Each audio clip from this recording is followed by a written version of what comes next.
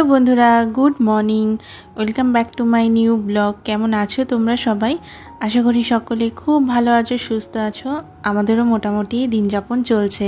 দীর্ঘ 9 দিন পর আবারও তোমাদের সাথে ব্লগ শেয়ার করতে পেরে ভীষণ ভালো লাগছে।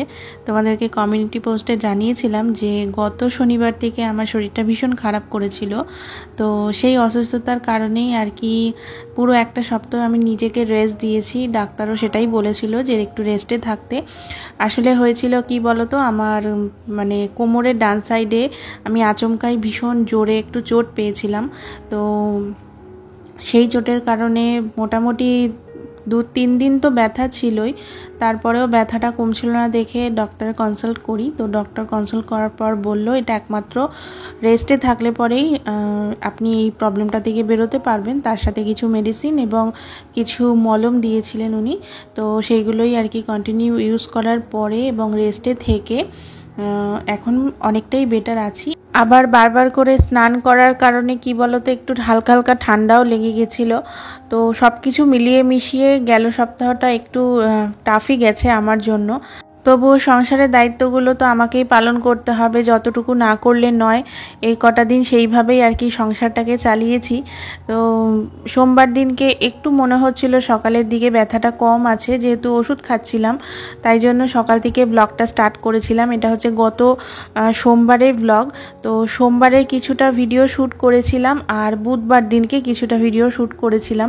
তো মিলিয়েই আর কি ব্লগটা তোমাদের সাথে শেয়ার করছি। তো এতদিন গ্যাপ হয়ে গেছে, তোমরা হয়তো অনেকেই ভাবছো যে কি হলো। তো সেই জন্যই আর কি ইন ডিটেলসে তোমাদের সাথে শেয়ার করে দিলাম মানে কি প্রবলেমের মধ্যে ছিলাম এতদিন। তোমরা অনেকেই আমার ব্লগের জন্য ওয়েট করে থাকো, বাট আমি টাইম মতো তোমাদের সাথে ব্লগ শেয়ার করতে পারছি না, তার জন্য ভেরি সরি। আশা করি এবার থেকে ঠিকঠাক তোমাদের সাথে ব্লগ শেয়ার করতে পারবো। আমি যখনই মনস্থির করে নিই যে এবার তোমাদের সাথে ঠিকঠাক করে ব্লগগুলো দেব এবং কন্টিনিউ থাকবো আর কি চ্যানেলে, তখনই কিছু না কিছু প্রবলেম এসে উপস্থিত হয়। তো কি করব বলো, সব দিক ব্যালেন্স করে আর কি ম্যানেজ কিছুতেই করে উঠতে পারি না।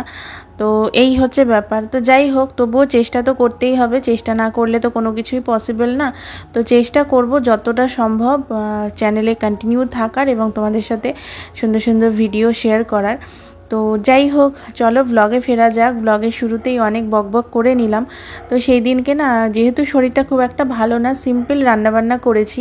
তো এখানে দেখতেই পেলে মাছ করেছি, পাবদা মাছ। সেটা শুধুমাত্র মায়ের জন্যই করলাম, পাবদা মাছের ঝোল। আর হাজব্যান্ড খেয়ে অফিসে আর কি নিয়েও গেছে পাবদা মাছের ঝোলটা। আর আমাদের জন্য করলাম হচ্ছে ডিম কষা, মানে হাজব্যান্ড আর মায়ের জন্যই আর কি মাছের ঝোলটা করেছিলাম। আর ডিমের ঝোলটা করলাম আমার আর বোনের জন্য। আর রাতের বেলার জন্য আর কি করে রাখলাম ডিমের ঝোল। আর করেছি বেগুনি আর বেগুন ভাজা। তো সকালে বেগুন ভাজা দিয়ে রুটি খাওয়া হবে, আর সামনের পাতে একটু ঘি আর বেগুনি দিয়ে আর কি ভাত খাওয়া হবে। কারণ হাজব্যান্ড অনেক দিন ধরেই আর কি বেগুনি খেতে চাইছিল, বাট বেসন ঘরে বাড়ন্ত ছিল দেখে আর কি করে দিতে পারিনি। সানডেতে বেসন আনিয়েছিলাম, তো ভাবলাম যে আজকে অনেক দিন ধরে বলছে বেগুনির কথা, তাই জন্য আজকে বেগুনিটা ভেজেই দিই। তো এই ছিল হচ্ছে সোমবারের লাঞ্চ। তো তত অবধি আর কি ভিডিও শ্যুট করেছিলাম, কোনো রকমের আর কি রান্নাঘরটা ক্লিন করে ঘরঠর মুছে স্নান পুজো সেরে আমি আর কি রেস্ট নিয়েছি। অতক্ষণ দাঁড়িয়ে দাঁড়িয়ে রান্নাবান্না করেছি, তো কোমরটা ভীষণ যন্ত্রণা করছিল, মানে যেই জায়গায় আর কি আমি ব্যথা পেয়েছি সেই জায়গাটা ভীষণ ব্যথা করছিল। তো সেই জন্য আর কিচ্ছু শ্যুট করিনি। তো 2 দিন পুরোপুরিভাবে রেস্টে ছিলাম। আবার বুধবার দিনকে মানে বিকেল থেকে আবার ব্লগটাকে আর কি কন্টিনিউ করছি।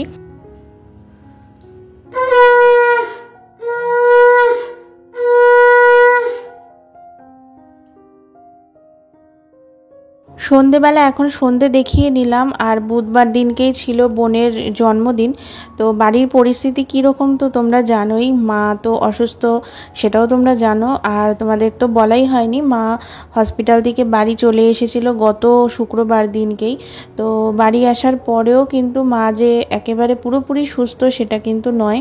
মার যে প্রবলেমের জন্য মাকে হসপিটালে অ্যাডমিট করা হয়েছিল, সেই প্রবলেমটা অনেকটাই মানে কমে গেছে। তো সেই কারণে তার হসপিটালে রেখে দেওয়া পসিবল না, তো সেই জন্য আর কি বাড়িতে নিয়ে আসা হয়েছে।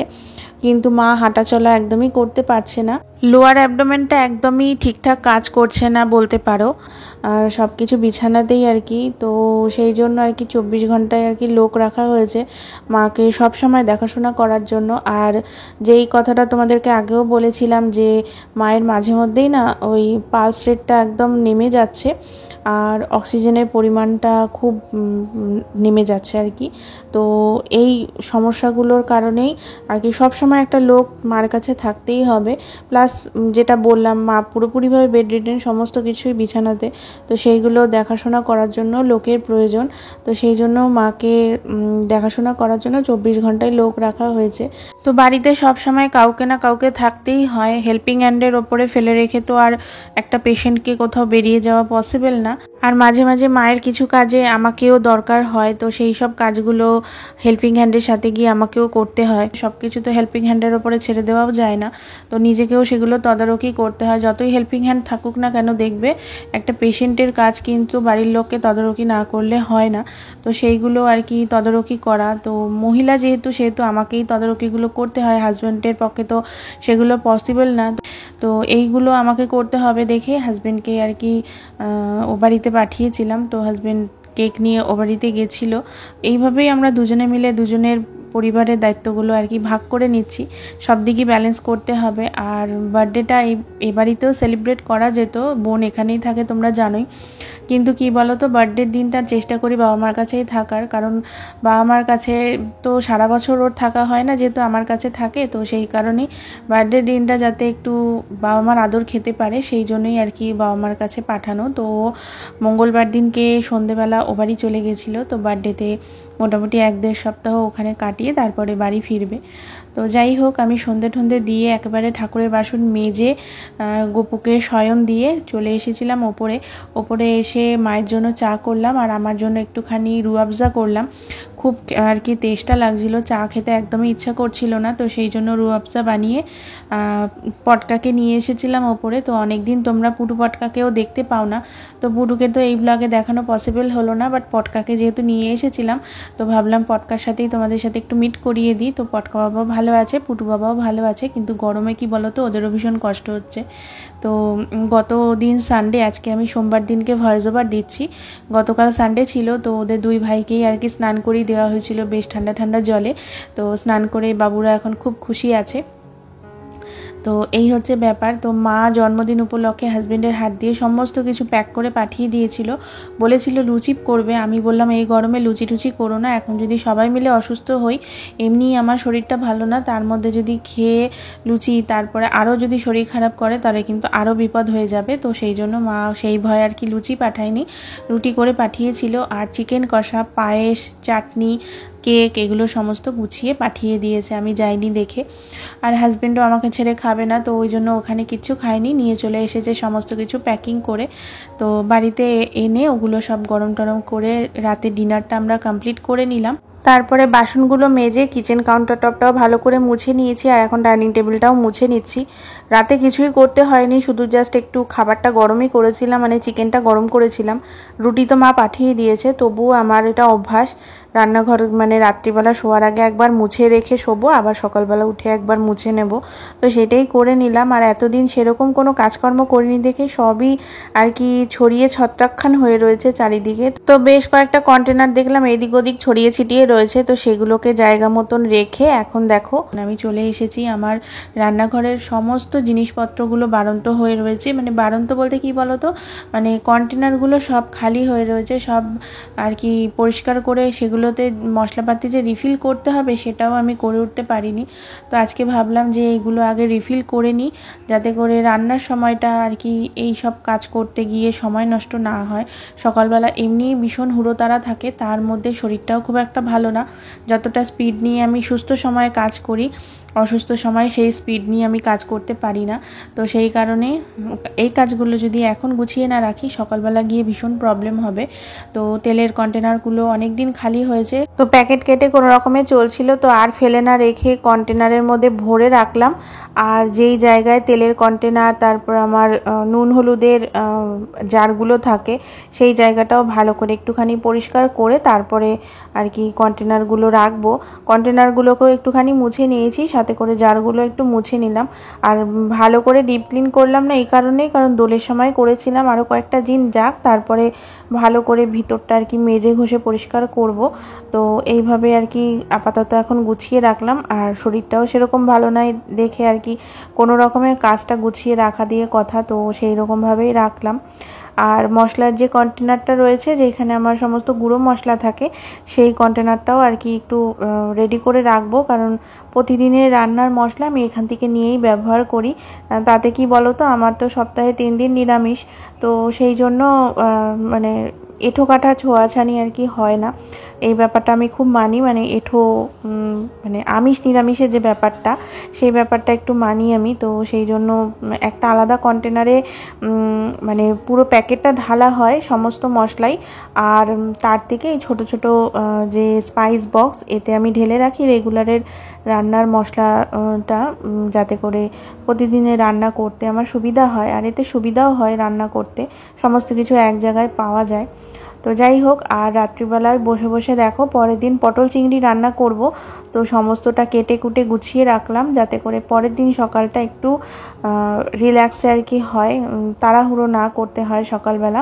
রাতের বেলা এইভাবে গুছিয়ে রাখলে না ভীষণ সুবিধা হয়, পরের দিন সকালে কাজ করাটা আরও বেশি ইজি হয়ে যায়। তো পেঁয়াজ, আদা, রসুন, টমেটো যা কেটেছিলাম সেগুলোকে এখন ফ্রিজে তুলে দেবো। সকালবেলা উঠে এটা জাস্ট বার করে মশলাটা কষিয়ে রান্না করে নিলেই হয়ে যাবে ঝটপট রান্নাটা।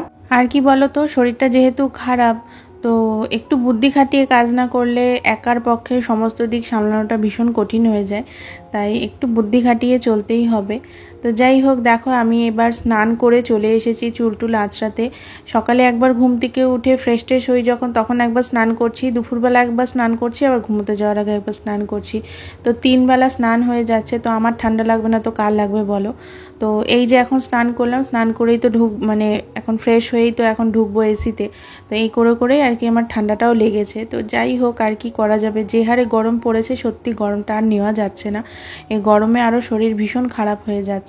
আর আমি সারাদিনে যা পরিমাণে ঘামি, তো সেই ঘামটাও গায়ে বসছে। তো এই করে করেই ঠান্ডার পরিমাণটাও আমার বেশিই লাগে।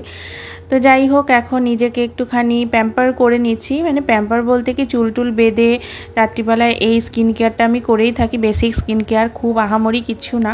সারাদিন সংসারের সমস্ত দায়িত্ব কর্তব্য শেষে রাতের বেলা নিজের জন্য একটু টাইম না বার করলে হয়ই না। তো এই 5 মিনিট টাইমই নিজের জন্য, তো নিজেকে একটুখানি প্যাম্পার করে একদম পুরোপুরিভাবে ফ্রেশ হয়ে যাবো এখন ঘুমোতে। চলো বন্ধুরা, আজকের ব্লগটাকে তাহলে এখানেই এন্ড করছি। দেখা হচ্ছে খুব তাড়াতাড়ি নতুন আরও একটি ইন্টারেস্টিং ব্লগে। ততক্ষণের জন্য তোমরা সকলে খুব ভালো থেকো, সুস্থ থেকো আর সাবধানে থেকো। আর আজকের ব্লগটা কেমন লাগলো অবশ্যই একটা কমেন্ট করে জানিও, একটা লাইক করে যেতে ভুলো না। তোমাদের একটা লাইক এবং কমেন্ট আমাকে নেক্সট ভিডিও বানাতে অনেক অনেক বেশি মোটিভেট করে। চ্যানেলে নতুন হয়ে থাকলে প্লিজ চ্যানেলটাকে সাবস্ক্রাইব করে দিও, ফ্রেন্ডস ফ্যামিলির সাথে ভিডিওগুলো শেয়ার করো। তোমাদের সাথে দেখা হচ্ছে খুব তাড়াতাড়ি নতুন আরও একটি ইন্টারেস্টিং ব্লগে। ততক্ষণের জন্য তোমরা সকলে খুব ভালো থেকো, সুস্থ থেকো, সাবধানে থেকো। Good night, tata.